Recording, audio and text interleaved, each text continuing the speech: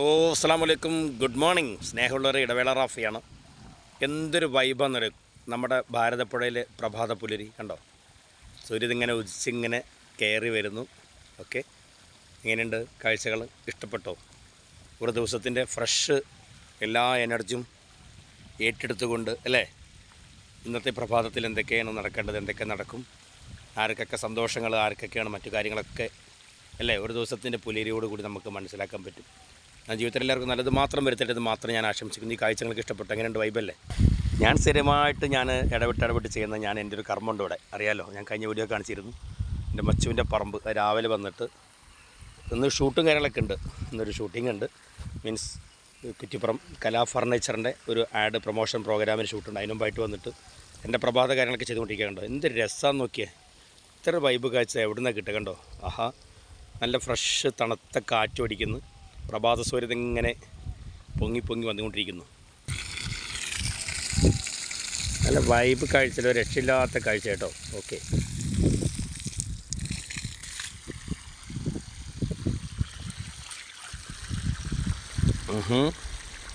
ഞാൻ നടക്കാൻ അതിന് ചെറിയ ഡിസ്റ്റർബൻസ് ഉണ്ടെങ്കിൽ പോലും ഈ പ്രഭാത പുലരി നിങ്ങൾക്ക് ഇഷ്ടപ്പെട്ടോ? എങ്ങനെയുണ്ട് പ്രഭാത പുലരി?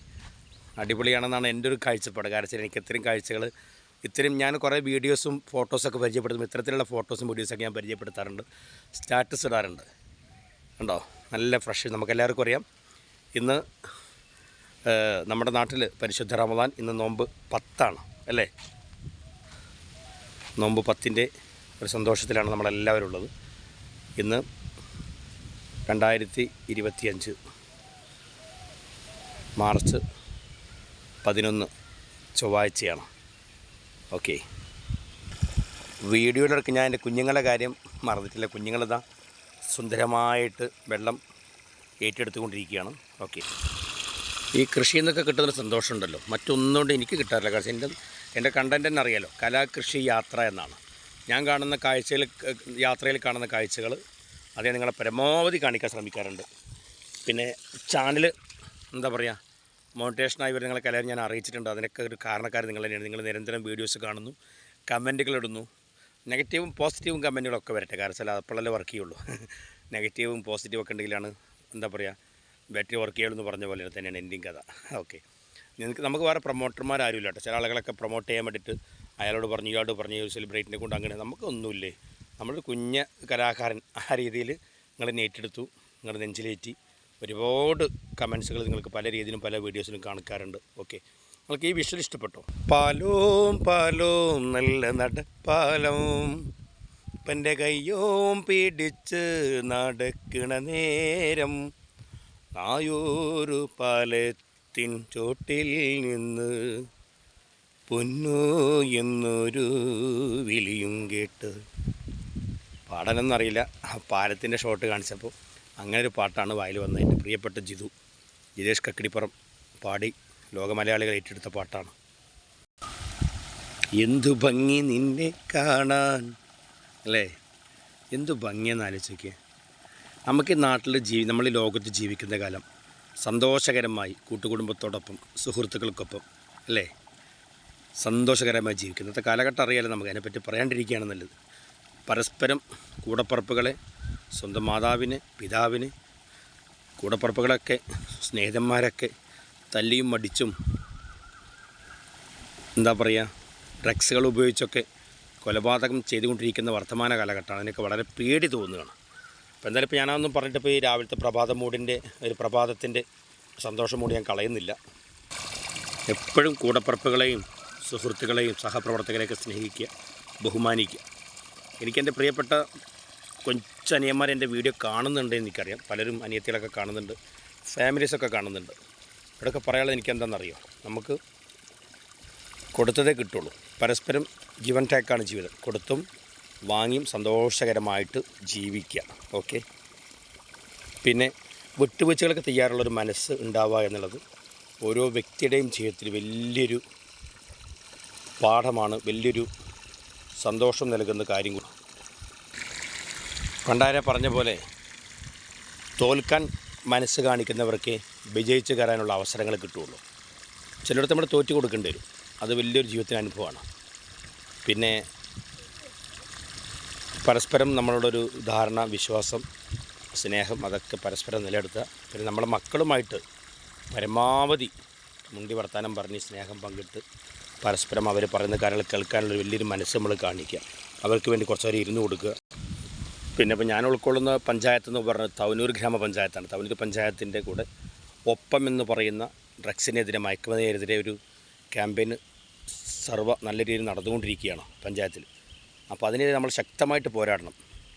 ഞാൻ ചെറിയ കലാകാരനാണ്. കലാകാരന്മാരും സാമൂഹ്യ പ്രവർത്തകരും രാഷ്ട്രീയക്കാരും ഒപ്പം തന്നെ ഓരോ പ്രഗത്ഭരായ പ്രബുദ്ധരായ ജനങ്ങളും പോരാടേണ്ട സമയം അതിക്രമിച്ചിരിക്കുന്നു.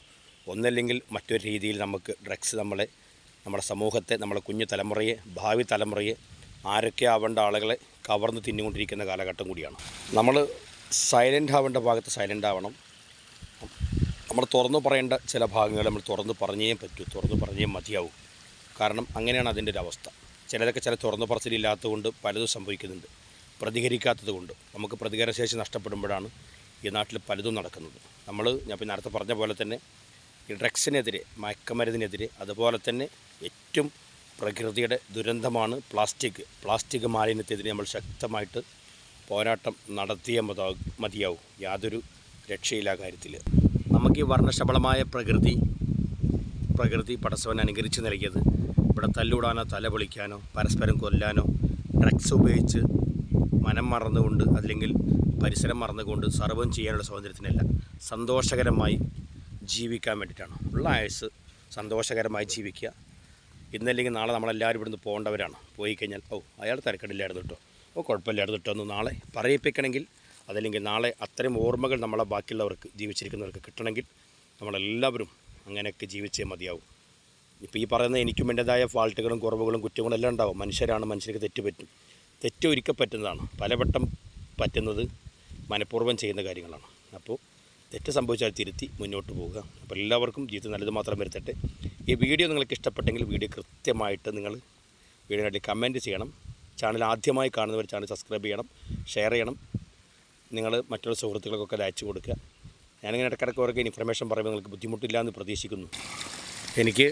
ഞാനൊരു പിതാവാണ്, 2 കുട്ടികളുടെ ഉപ്പയാണ്, 2 പെൺകുട്ടികളുടെ പിതാവാണ്. അപ്പോൾ എനിക്ക് എൻ്റേതായ വിഷമങ്ങളും പ്രയാസങ്ങളൊക്കെ മക്കളുടെ കാര്യത്തിൽ പേടിയാണ് ആദ്യം. എന്നാൽ അൽഹംദുലില്ലാഹ് കുഴപ്പമില്ല, പടച്ചവൻ്റെ വേണ്ടി കൂടി നല്ല രീതിയിൽ ജീവിതം മുന്നോട്ട് പോകുന്നുണ്ട്, മറ്റു കാര്യങ്ങളൊക്കെ മുന്നോട്ട് പോകുന്നുണ്ട്. പക്ഷേ മക്കൾ വളർന്നു വരുന്ന ഓരോ മാതാപിതാക്കൾക്കൊന്നും പേടിക്കേണ്ട വലിയ ഭീഷണി നേരിടുന്ന കാലഘട്ടത്തിലൂടെയാണ്. അപ്പോൾ ഞാൻ എൻ്റെ ഒരു പ്രായത്തിലുള്ള ആൾക്കാർക്ക് വീഡിയോ കാണുന്നവർക്ക് അറിയുണ്ടായിരിക്കും. നമ്മളൊന്നും വളർന്ന കാലഘട്ടമല്ല, അല്ലെങ്കിൽ അതിന് സീനിയേഴ്സായ ആളുകൾ വളർന്ന കാലഘട്ടമല്ല. ഇന്ന് വളരെ ഭീതിയോടുകൂടി മുന്നോട്ട് പോകേണ്ട കാലഘട്ടമാണ്. അപ്പോൾ എന്തായാലും ജീവിതത്തിൽ എല്ലാവർക്കും നല്ലത് മാത്രം വരുത്തട്ടെ എന്ന് ആശംസിച്ചുകൊണ്ട് വളരെ സ്നേഹത്തോടു കൂടി ഞാനിത് സൈൻ ഓഫ് ചെയ്യാണ്. എന്നടുത്ത് പറഞ്ഞല്ലോ, എനിക്ക് മറ്റ് പ്രൊമോട്ടർമാരായിട്ട് നിങ്ങൾ തന്നെയാണ് എൻ്റെ പ്രൊമോട്ടർമാർ. ഓക്കെ, പരമാവധി വീഡിയോസ് എല്ലാവർക്കും വയ്ക്കുക. സ്നേഹപൂർവ്വം നിർത്തുന്നു. ഈ വീഡിയോ നിങ്ങൾ എന്നാ കാണുന്നത് എനിക്ക് അറിഞ്ഞുകൂടാ. ഞാനിപ്പോൾ ഞാൻ പറഞ്ഞല്ലോ 2025 മാർച്ച് 11-ാം തീയതിയാണ്. ഫെബ്രുവരി എന്ന് പറഞ്ഞ് മാർച്ച് 11-ാം തീയതിയാണ്, ചൊവ്വാഴ്ചയാണ് ഈ വീഡിയോ ഞാൻ പോസ്റ്റ് ചെയ്യുന്നത്.